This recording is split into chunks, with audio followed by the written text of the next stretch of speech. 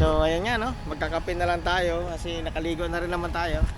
Ayan, kape muna tayo. Ayan.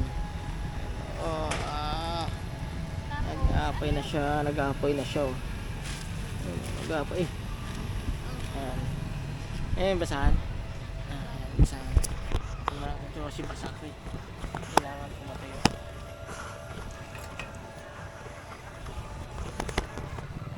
Basak.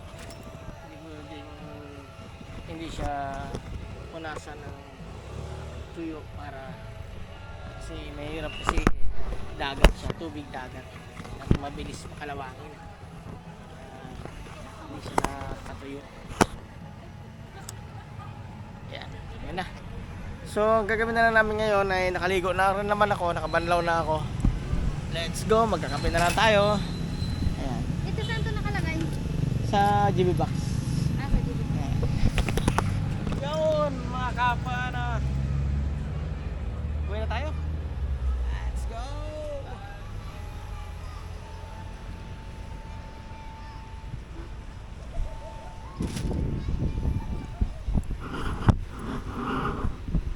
Nakalagay sa GB Box ito lang. Yan lang, saka yung damit mo kanina. Yan lang. So mamaya mag-aisa tayo ng motor.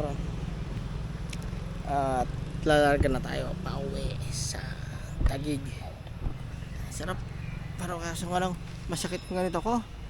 Parang nasunog na parang ewan. Kaya ayoko maligo. Bakit? Maganda sana kung overnight tayo sa gabi. Sa gabi ka maliligo. Masakit kasi sa balat. Huh? Sosyal. Ibig sabihin sosyal ka pala. Nangingitim ako.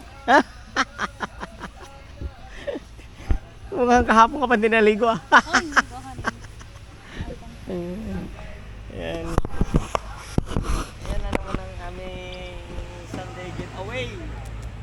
Ah.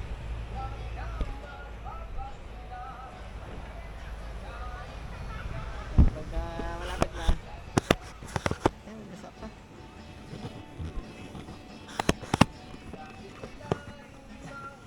Basa pa ng konti yung pool na pang-alay ko.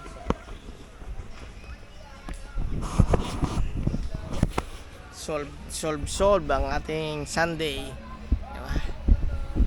Ito paano yung ating cravings sa dagat kahit pa paano nabigyan ng diba nakulayan. Ayan yung motor nagano kanina, pinapatuyo pa namin yung tuwalya. Mamaya isa na natin. Magkape muna ako. Pagod eh. Sarap sana to kung overnight, you know? Para sagad-sagaran, no? Hindi yung uwian tapos ganito. Pagod ang biyahe. Diretso uwi. Pagod.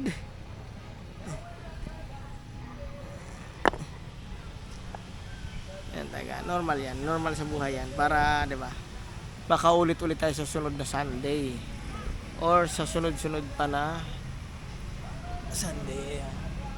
So, huwag natin abusuhin yung pagkakataon na nabigyan tayo ng pagkakataon na ganito. Ito paano, napakasarap yan. Ay, yan. Isa lang. Diba? Napakasarap na ganyan. Every day off mo, may time ka para ma-refresh. Hindi yung pagbalik mo ng office Monday, computer, boss, utos, trabaho, diba? Pending, diba? Backlogs.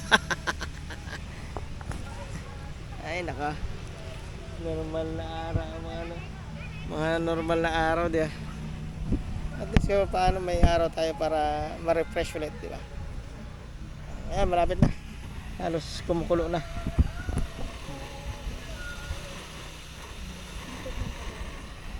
Ayan, malapit na siya. So, ready mo na ba yung ano? I-ready mo naman yung kape yan. Huwag na, isa. Mas malalim yung isa. Ayan yung kapihan ko sa opisina dati. So after a year nagpapalit ako para hindi naman siya 'di ba, recurring, 'di ba, na ulit-ulit. Walang palitan.